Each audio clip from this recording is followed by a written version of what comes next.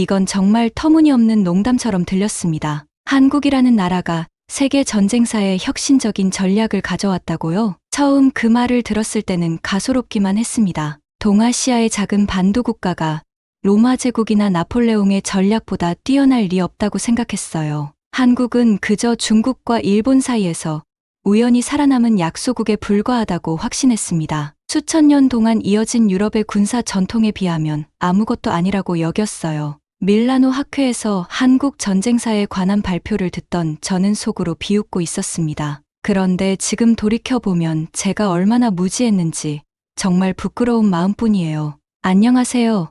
저는 이탈리아 로마대학교의 군사역사학 교수 알레산드로 콘티입니다. 지난 25년간 유럽의 전쟁사와 군사 전략을 깊이 연구해왔어요. 로마 제국의 군사 시스템부터 근대 유럽의 전쟁 전술까지 서양 전쟁사 분야에서는 나름 권위를 인정받았습니다. 오늘은 제가 한국에서 발견한 놀라운 생존 전략의 비밀에 대해 이야기해드리려고 해요. 본격적인 이야기를 시작하기 전에 채널 구독과 좋아요, 그리고 여러분의 생각을 댓글로 남겨주세요. 여러분의 관심과 지지가 더 가치 있는 역사적 발견을 공유하는 원동력이 됩니다. 전쟁사 연구자로서 저는 주로 로마 군단의 체계적인 전술과 중세 유럽의 기사도에 집중해왔습니다. 동아시아, 특히 한국의 전쟁사는 솔직히 제 관심 영역이 아니었어요. 국제군사역사학회에서 한국의 고구려와 수나라의 전쟁에 관한 발표가 있다고 했을 때도 큰 기대 없이 참석했습니다.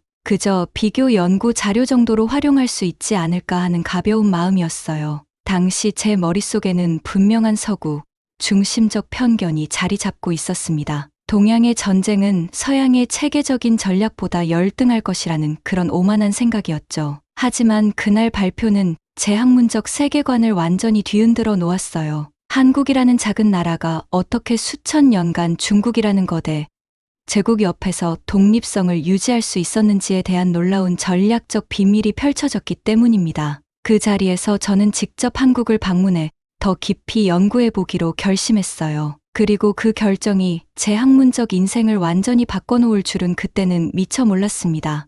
2021년 초여름, 저는 처음으로 인천국제공항에 발을 디뎠습니다. 분명 학술 연구를 위한 방문이었지만 동시에 제 학문적 신념이 송두리째 흔들리는 여정의 시작이기도 했어요. 한국에 도착한 저는 곧장 국립중앙박물관과 전쟁기념관을 찾아갔습니다. 처음에는 그저 몇 주간 사료를 검토하고 비교 논문을 위한 자료를 수집할 계획이었어요. 그런데 자료를 살펴볼수록 점점 더 깊은 의문과 놀라움에 사로잡히게 되었습니다. 어떻게 이런 작은 나라가 수천 년 동안 중국, 몽골, 일본과 같은 강대국들 사이에서 살아남을 수 있었을까요? 그 해답을 찾기 위한 제 여정은 이제 막 시작되었습니다. 제가 가장 먼저 관심을 가진 것은 고구려와 수나라의 전쟁, 특히 살수대첩이었습니다. 수양제가 113만 대군을 이끌고 고구려를 침공했다는 기록에 처음에는 의심이 들었어요. 로마 제국도 전성기에 그런 규모의 군대를 보유한 적이 없었기 때문에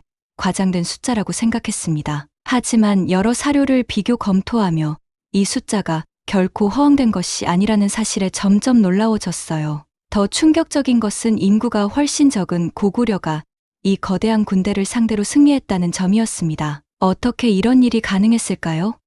전쟁사 전문가로서 저는 그 전략적 비밀을 파헤치기 시작했어요. 고구려의 을지문덕 장군이 수나라 군대를 유인해 살수해서 기습 공격한 전략은 놀라운 지혜를 보여주고 있었습니다. 유럽 전쟁사에서도 유사한 전술이 있었지만 고구려의 접근법은 더 치밀하고 계산적이었어요. 특히 저를 놀라게 한 것은 살수대첩 이후 고구려군이 퇴각하는 수나라 군대를 끝까지 추격한 기록이었습니다. 이는 유럽의 전통적 신사적 전쟁과는 완전히 다른 접근법이었어요. 전쟁사 연구실에서 만난 한국 학자는 이것이 생존을 위한 냉정한 계산이라고 설명했습니다. 그의 설명을 들으며 저는 점차 한국의 전쟁 철학이 유럽과 근본적으로 다르다는 것을 깨닫기 시작했어요. 유럽의 전쟁이 영토 확장이나 명예를 위한 것이었다면 한국의 전쟁은 민족 생존을 위한 절박한 투쟁이었습니다. 한 번의 패배가 민족의 존망을 결정할 수 있는 상황에서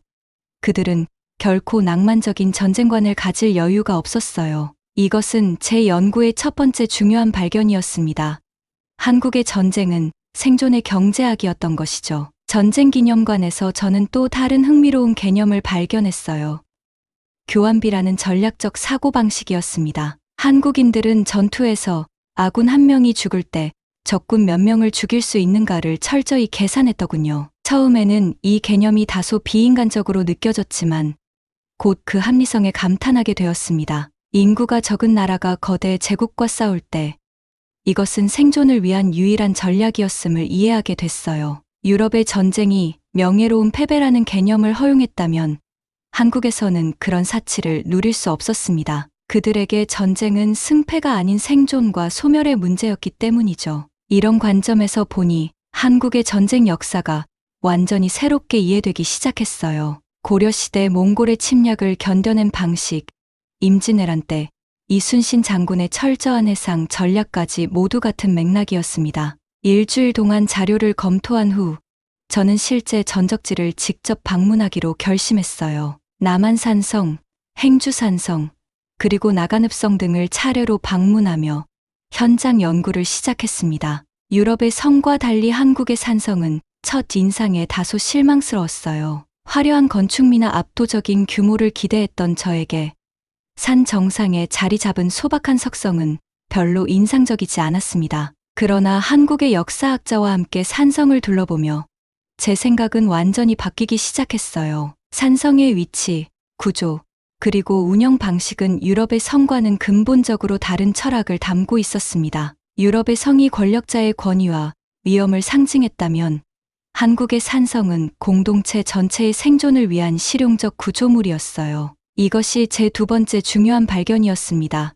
한국의 방어 체계는 권력의 상징이 아닌 생존의 도구였던 것이죠. 남한산성에서의 경험은 제 연구의 결정적인 전환점이 되었습니다. 역사학자의 안내로 성벽을 따라 걸으며 병자호란 당시 상황을 자세히 들을 수 있었어요. 인상적이었던 것은 성 안의 왕과 백성이 함께 피난했다는 사실이었습니다. 유럽의 성은 주로 귀족과 권력자의 보호를 위한 공간이었고 평민들은 대개 성 밖에 남겨졌어요. 하지만 한국의 산성은 공동체 전체가 함께 생존하기 위한 장소였다는 점에서 근본적인 차이가 있었습니다. 더 놀라웠던 건 수십 일 동안 굶주림과 추위를 견디며 성을 지켰던 주민들의 이야기였어요. 청나라의 압도적인 군사력 앞에서도 끝까지 저항했던 그들의 의지는 단순한 충성심을 넘어선 것이었습니다. 그것은 공동체로서의 생존 의지였고 민족적 정체성을 지키려는 강한 결의였어요. 저는 그날 밤 숙소로 돌아와 유럽과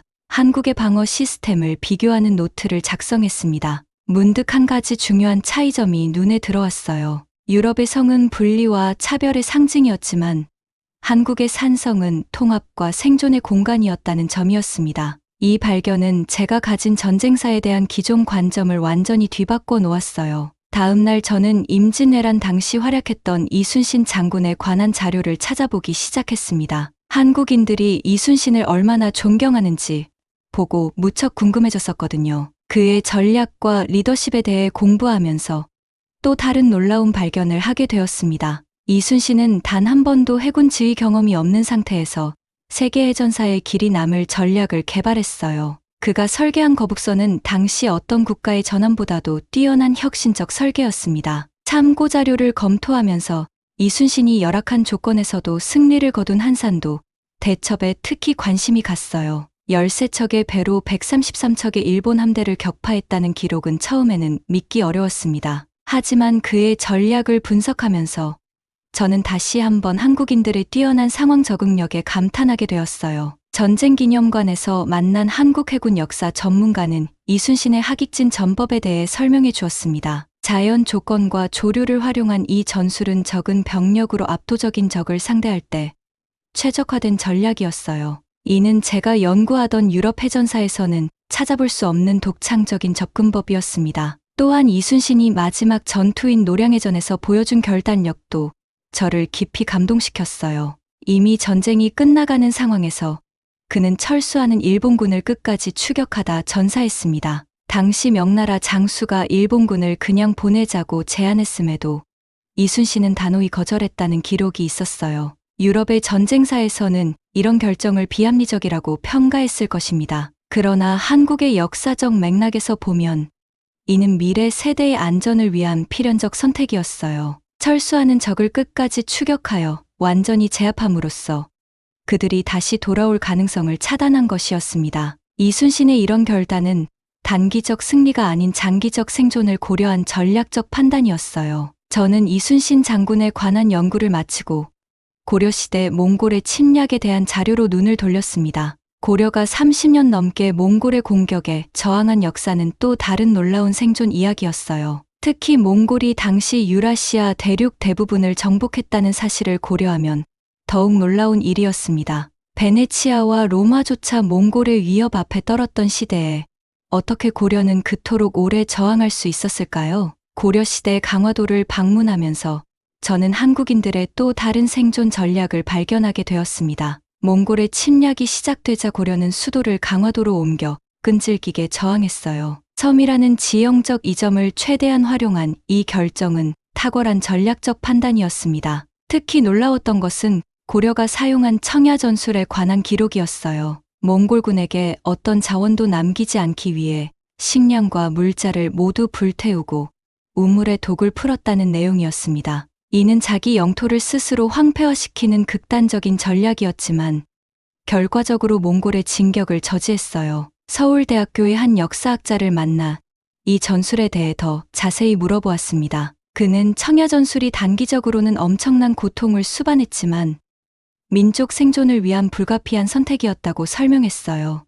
이 대화를 통해 저는 한국의 전쟁 철학이 얼마나 철저히 실용적이고 생존 지향적인지 깨닫게 되었습니다. 유럽의 전쟁사에서는 자국 영토를 스스로 파괴하는 경우가 극히 드물었기 때문에 더욱 충격적이었어요. 한국인들의 이런 극단적 결단력은 어디서 비롯된 것일까 궁금해졌습니다. 그 답을 찾기 위해 저는 한국의 무기 발전사, 특히 활에 관한 연구를 시작했어요. 역사 자료에 따르면 한국의 활은 세계적으로 유명한 무기였다고 합니다. 고려시대의 골평각궁이라는 활은 당시 세계에서 가장 강력한 활 중 하나로 기록되어 있었어요. 국립중앙박물관에서 실제 복원품을 볼 기회가 있었는데 그 디자인이 무척 인상적이었습니다. 전통활 제작 장인을 만나 한국 활의 특성에 대해 배우면서 또 다른 흥미로운 사실을 알게 되었어요. 한국의 활은 유럽의 활보다 훨씬 유연하고 가벼웠으며 이는 빠른 연사를 가능하게 했다고 합니다. 장인은 수적 열세를 극복하기 위해서는 한 명의 궁수가 짧은 시간에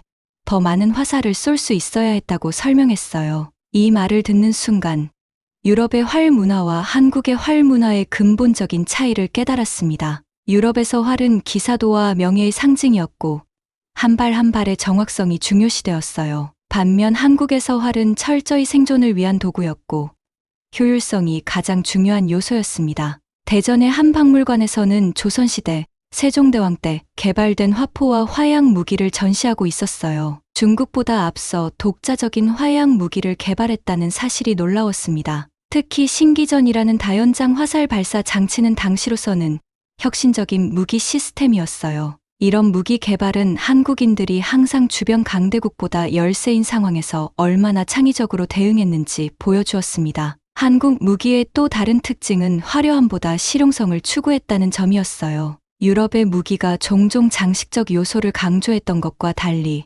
한국의 무기는 오직 효율성에 집중했습니다. 이는 생존이 최우선 과제였던 한국의 상황을 그대로 반영하고 있었어요. 저는 무기 연구를 마치고 한국의 전통 군사 훈련 방식에 대해 알아보기 시작했습니다. 조선시대 훈련도감이라는 군사 조직의 체계적인 훈련 방식이 특히 인상적이었어요. 이는 로마 군단의 훈련 체계와 비교해도 결코 뒤지지 않는 선진적인 시스템이었습니다. 특히 조선시대에 제작된 무예도보통지라는 군사훈련 매뉴얼은 세계 무예사에서도 중요한 문헌이었어요. 이 책에는 다양한 무기 사용법과 전술이 상세히 기록되어 있었고 그림으로 정확히 설명되어 있었습니다. 연구 3주차에 접어들면서 저는 한국인들의 군사적 생존 전략 외에도 또 다른 흥미로운 현상을 발견했습니다. 그것은 바로 평화 시기와 위기 상황에서 보이는 한국인들의 이중적 특성이었어요. 전쟁사 연구를 위해 만난 많은 한국인들은 일상에서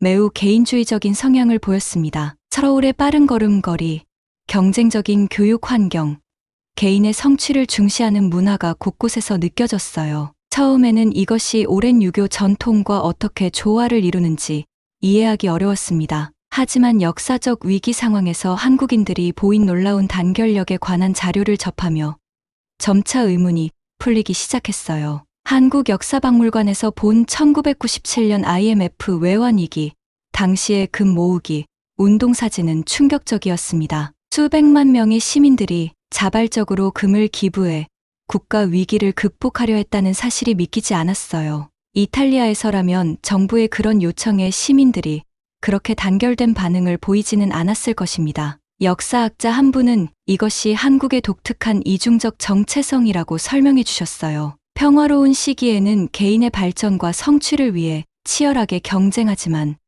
위기 상황에서는 즉시 하나로 뭉친다는 것이었습니다. 그는 이것이 수천 년간 강대국 사이에서 살아남기 위해 발전시킨 집단적 생존 전략이라고 말했어요. 저는 이 개념에 깊은 관심을 갖게 되어 한국 현대사에서 이런 사례들을 더 찾아보기 시작했습니다. 2002년 월드컵에서 보여준 붉은 악마의 단결력, 2008년 광우병 시위의 대규모 집회, 그리고 최근의 코로나19 대응까지 살펴봤어요. 특히 코로나19 상황에서 한국인들이 보여준 협력은 이탈리아와 극명한 대조를 이루고 있었습니다. 이탈리아에서는 봉쇄 조치에 대한 저항과 불만이 컸지만 한국은 놀라운 자발적 참여로 위기를 효과적으로 관리했어요. 마스크 착용, 사회적 거리두기, 그리고 방역 지침 준수율이 세계 최고 수준이었다는 기록을 보며 감탄했습니다. 이런 현상을 이해하기 위해 저는 한국의 역사적 트라우마에 대해 더 깊이 연구하기 시작했어요. 수많은 외세 침략,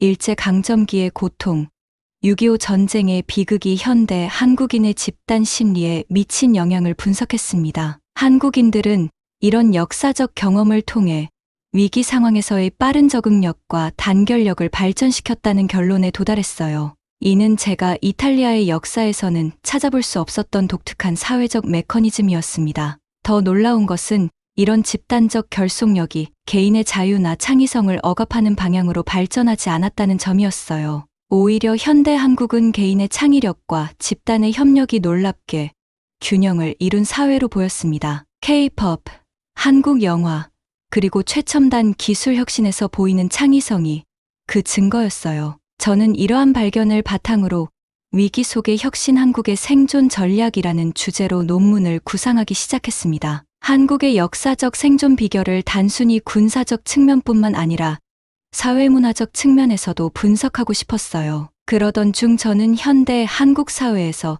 또 하나의 흥미로운 현상을 발견하게 되었습니다. 한국인들의 교육에 대한 열정과 평생학습 문화였어요. 서울 카페에 앉아 주변을 관찰하다 보면 학생들이 밤늦게까지 공부하는 모습을 쉽게 볼 수 있었습니다. 직장인들도 퇴근 후 영어 학원이나 자격증 공부를 위해 시간을 투자하는 모습이 인상적이었어요. 처음에는 이런 교육열이 단순히 경쟁 사회에서 살아남기 위한 것이라고 생각했습니다. 하지만 점차 이것이 한국의 전통적인 생존 전략의 현대적 표현이라는 것을 깨닫게 되었어요. 한국의 교육열은 단순한 사회 현상이 아니라 국가 생존 전략의 핵심 요소라는 생각이 들었습니다. 역사적으로 한국은 물질적 자원이 부족했고 인적 자원만이 유일한 경쟁력이었어요. 이런 상황에서 교육은 개인과 국가 모두의 생존을 위한 필수적인 투자였던 것입니다. 서울대학교 교수와의 인터뷰에서 한국의 교육 철학에 대해 더 깊이 이해할 수 있었어요. 그는 한국에서 교육이 단순한 지식 습득이 아니라 생존을 위한 무기로 인식되어 왔다고 설명했습니다. 이것은 제가 연구해온 한국의 군사 전략과 놀랍게 일치하는 관점이었어요. 교육을 통한 지식 습득이 활을 쏘는 기술을 연마하는 것과 본질적으로 다르지 않다는 점이 흥미로웠습니다. 둘 다 열세에 처한 상황에서 생존 확률을 높이기 위한 전략적 선택이었기 때문이죠. 더욱 놀라웠던 것은 한국 교육의 역사적 연속성이었어요. 삼국시대부터 시작된 국가 주도의 인재 양성 시스템, 조선시대의 과거제도, 그리고 현대의 교육열까지 이어지는 흐름이 있었습니다. 특히 세종대왕의 한글 창제는 교육의 대중화를 위한 혁명적 사건이었어요. 한글 박물관을 방문하면서 저는 한글이 단순한 문자 체계가 아니라 국가 생존을 위한 전략적 발명이었음을 깨달았습니다. 복잡한 한자로 인해 소수 엘리트에게만 제한되었던 지식을 모든 국민이 접근할 수 있게 만든 혁신이었어요. 이것이 오늘날 한국의 높은 문해율과 교육열의 역사적 뿌리였던 것입니다. 한국의 교육 시스템을 더 깊이 연구하면서 저는 또 다른 흥미로운 패턴을 발견했어요. 한국인들이 교육을 개인적 성취뿐만 아니라 국가와 공동체에 기여하는 수단으로 인식한다는 점이었습니다. 서울의 한 고등학교를 방문했을 때 학생들에게 공부하는 이유를 물어본 적이 있었어요. 많은 학생들이 개인적인 성공과 함께 국가 발전에 기여하기 위해서라고 대답했습니다. 이탈리아 학생들에게서는 좀처럼 듣기 어려운 대답이었어요. 이러한 공동체 의식과 개인의 발전을 연결하는 교육과는 한국의 급속한 경제 성장의 원동력이 되었을 것입니다. 한국 전쟁 이후 폐허에서 세계적인 경제 강국으로 성장한 과정에서 교육의 역할은 결정적이었어요. 자원이 없는 상황에서 인적 자본에 투자한 전략은 현명한 선택이었고 그 결과는 오늘날 명백히 증명되고 있었습니다. 서울 강남의 학원가를 방문했을 때 저는 현대 한국의 교육열을 직접 목격할 수 있었어요. 밤늦게까지 불이 켜진 학원들과 공부하는 학생들의 모습은 처음에는 과도해 보였습니다. 하지만 한국의 역사적 맥락에서 이해하면 이것은 단순한 경쟁이 아닌 생존을 위한 본능적 반응이었어요. 수천 년 동안 강대국 사이에서 살아남기 위해 지식과 지혜를 축적해온 민족의 현대적 모습이었습니다. 교육에 대한 연구를 마치고 저는 한국의 기술 혁신 능력에 주목하기 시작했어요. 특히 IT, 반도체, 조선, 자동차 산업에서 한국이 이룩한 성과는 세계적으로 인정받고 있었습니다. 삼성전자와 현대자동차 같은 글로벌 기업의 성장 과정을 조사하면서 한 가지 공통점을 발견했어요. 그것은 위기를 기회로 전환하는 놀라운 능력이었습니다. 1997년 외환위기, 2008년 글로벌 금융위기 등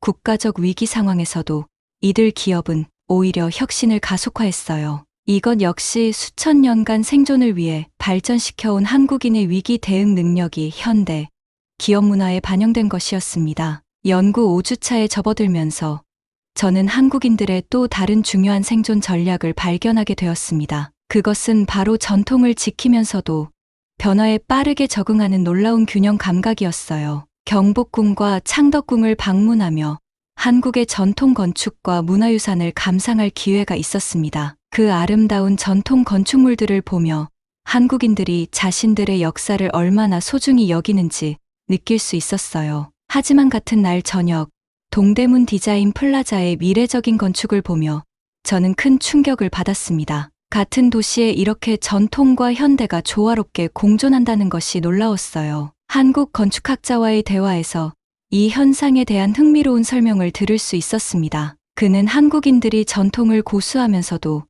변화를 수용하는 이중적 접근법을 발전시켜왔다고 말했어요. 이것은 외부 압력에 대응하면서도 자신들의 정체성을 지켜온 역사적 경험의 결과였습니다. 지나치게 전통에 집착하면 변화하는 환경에 적응하지 못해 도태되고 너무 쉽게 외부 문화를 받아들이면 정체성을 잃게 된다는 지혜였어요. 한국인들은 이 두 가지 극단 사이에서 절묘한 균형을 유지하며 생존해왔다는 것이었습니다. 이 관점은 제가 지금까지 연구해온 한국의 군사 전략, 교육 시스템, 그리고 사회적 결속력을 종합적으로 이해하는 데 큰 도움이 되었어요. 모든 분야에서 한국인들은 실용적인 적응과 핵심 가치의 보존 사이에서 균형을 찾아왔습니다. 이런 균형 감각이 한국 문화의 정수라는 생각이 들기 시작했어요. 한국의 종교 현황을 조사하면서도 비슷한 패턴을 발견할 수 있었습니다. 불교 사찰, 기독교 교회, 그리고 유교적 전통이 한 사회 안에서 조화롭게 공존하고 있었어요.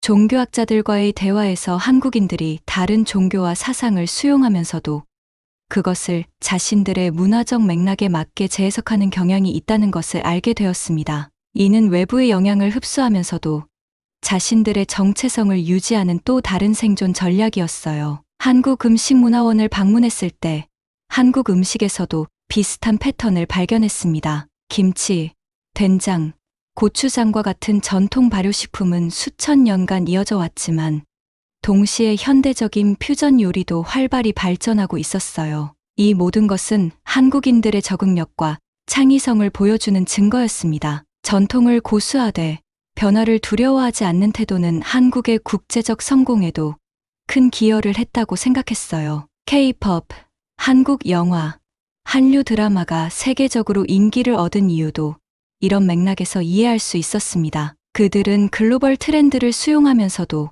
독특한 한국적 감성과 스토리텔링을 유지했기 때문에 성공한 것이었어요. 이런 발견들을 종합하면서 저는 한국의 생존 전략이 단순히 군사적 분야에 한정된 것이 아님을 깨닫게 되었습니다. 그것은 문화, 교육, 기술, 예술 등 모든 영역에 걸쳐 작용하는 포괄적인 생존 철학이었어요. 다시 전쟁사 연구로 돌아가 저는 한국 전쟁 사례와 유럽 전쟁 사례를 비교, 분석하는 작업을 시작했습니다. 워털루 전투와 한산도 대첩, 나폴레옹의 전략과 이순신의 전략을 비교하는 것은 매우 흥미로운 경험이었어요. 유럽의 전쟁이 주로 영토 확장, 자원 획득 또는 정치적 이상의 확산을 목표로 했다면 한국의 전쟁은 대부분 생존과 정체성 보존에 초점이 맞춰져 있었습니다. 이러한 근본적 차이는 전쟁 수행 방식뿐만 아니라 전쟁의 철학적 의미에도 영향을 미쳤어요. 유럽에서 전쟁은 종종 영광과 명예의 상징이었지만 한국에서는 그런 낭만적 시각을 찾아보기 어려웠습니다. 대신 한국의 전쟁 기록에서는 냉철한 현실주의와 철저한 실용주의가 두드러졌어요. 6주간의 한국 연구를 마치고 로마로 돌아가기 전날 밤, 저는 서울 남산타워에 올라 도시의 야경을 바라보았습니다. 수천 개의 불빛이 빛나는 광경은 마치 별이 내려앉은 것 같은 아름다움이었어요. 이 나라가 전쟁의 폐허에서 어떻게 이런 번영을 이룩했는지 이제 저는 그 비밀을 조금이나마 이해할 수 있었습니다. 한국이 가진 생존 전략의 본질은 결국 끈질김과 지혜로운 적응력이었어요. 그들은 결코 포기하지 않으면서도 상황에 맞게 유연하게 대응하는 방법을 터득한 민족이었습니다. 이탈리아로 돌아가 제 연구 결과를 정리하면서 저는 한국에서 배운 지혜를 어떻게 서구 학계에 전달할지 고민했어요. 특히 현대 세계에서 한국의 생존 전략이 주는 교훈은 매우 중요하다고 느꼈습니다. 로마 대학교에서 첫 강의를 시작하면서 저는 학생들에게 한국 전쟁사의 중요성에 대해 열정적으로 이야기했어요. 처음에 많은 학생들이 의아해했지만 살수대첩과 한산도 대첩의 전략적 천재성을 설명하자 점차 흥미를 보이기 시작했습니다. 이순신 장군의 리더십과 창의적 전략은 특히 해군을 공부하는 학생들에게 큰 영감을 주었어요. 이제 저는 한국의 전쟁사를 유럽 전쟁사와 비교하는 새로운 연구 프로젝트를 시작했습니다. 생존의 지혜 동서양 전쟁 철학의 비교 연구라는 제목의 이 프로젝트는 많은 관심을 받고 있어요. 이전에는 주목받지 못했던 비서구권 전쟁사가 학계에서 새롭게 조명받는 계기가 되고 있습니다. 제 연구실에는 이제 한국에서 가져온 자료들이 가득합니다. 전쟁 기념관에서 구입한 책들, 산성과 전적지에서 찍은 사진들, 그리고 수많은 인터뷰, 기록이 책상을 채우고 있어요. 가끔은 연구에 지친 밤, 한국에서 마시던 소주 한 잔을 따르며 서울의 기억을 떠올리곤 합니다. 그리고 그때마다 제가 얼마나 많은 선입견을 가지고 있었는지, 그리고 그것들이 어떻게 무너졌는지 생각하게 돼요. 전쟁사 연구에 평생을 바친 학자로서 한국은 제게 완전히 새로운 세계를 보여주었습니다. 우리가 흔히 약소국이라고 부르는 나라들이 어떻게 강대국들 사이에서 살아남았는지에 대한 통찰력을 준 것이죠. 이제 제 학문적 여정은 새로운 방향으로 나아가고 있습니다. 동아시아의 다른 국가들, 베트남이나 필리핀 같은 나라들의 생존 전략에도 관심을 갖게 되었어요. 이들 모두 강대국의 압력 속에서 자신들만의 방식으로 정체성을 지켜온 역사가 있기 때문입니다. 한국에서 배운 가장 중요한 교훈은 역사에는 절대적인 강자도 절대적인 약자도 없다는 것이었어요. 진정한 강인함은 물리적 힘이 아니라 생존을 위한 지혜와 끈기에서 나온다는 사실을 한국인들은 증명해왔습니다. 제가 처음 한국을 방문했을 때 가졌던 오만한 태도가 얼마나 잘못되었는지 이제는 분명히 알고 있어요. 로마 제국의 군사적 성취에 매료되어 있던 저에게 한국은 전쟁과 생존에 대한 완전히 다른 관점을 보여주었습니다. 이제 저는 세계 각국의 학술 대회에서 한국의 전쟁사와 생존 전략에 대해 강연을 하고 있어요. 많은 사람들이 놀라워하고 때로는 의심스러운 눈길을 보내기도 합니다. 그럴 때마다 저는 제 자신의 과거 모습을 떠올리며 미소 짓게 되죠. 저도 한때는 그런 의심의 눈길을 보냈던 사람이니까요. 오늘 제 이야기가 여러분에게 조금이나마 흥미롭게 다가갔기를 바랍니다. 한 나라의 역사와 전통을 진정으로 이해하기 위해서는 선입견을 버리고 직접 경험해보는 것이 중요하다는 교훈을 나누고 싶었어요. 여러분도 기회가 된다면 꼭 한국을 방문해 보시길 권합니다. 그곳에서 여러분만의 놀라운 발견을 하게 될 것이라고 확신합니다. 마지막으로 이 채널을 구독하고 좋아요를 눌러주시면 더 많은 세계 역사와 문화에 관한 이야기를 나눌 수 있을 것 같아요. 여러분의 댓글도 기다리고 있겠습니다. 다음 영상에서 또 만나 뵙겠습니다. 감사합니다.